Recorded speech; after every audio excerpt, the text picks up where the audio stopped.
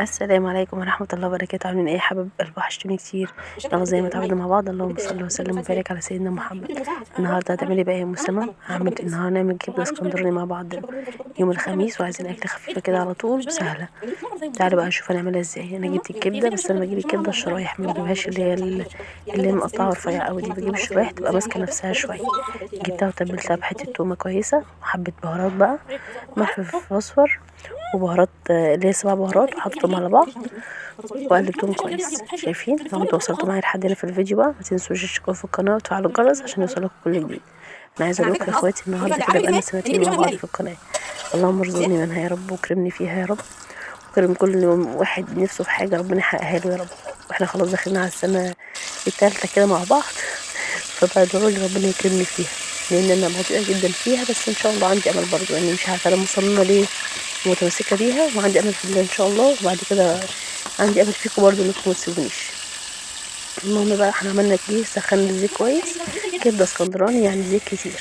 سخنا الزيت كويس، ورحت نزلت عليه بالكبده.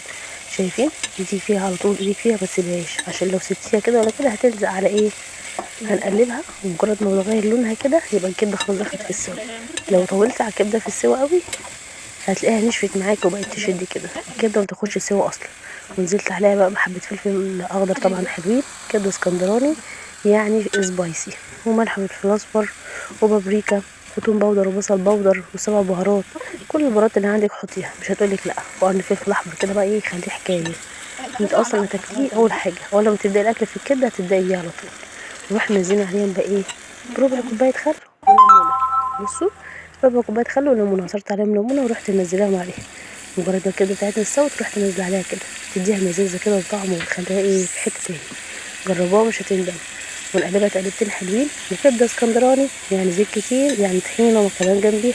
انا عملت كمان الطحينه، بس انا مصورتهاش، هنزلها لكم فيديو تاني لوحدها. ما تنسيش بقى لو وصلت معايا في الفيديو لحد هنا تشترك في القناه وتفعل الجرس عشان يوصلك كل جديد.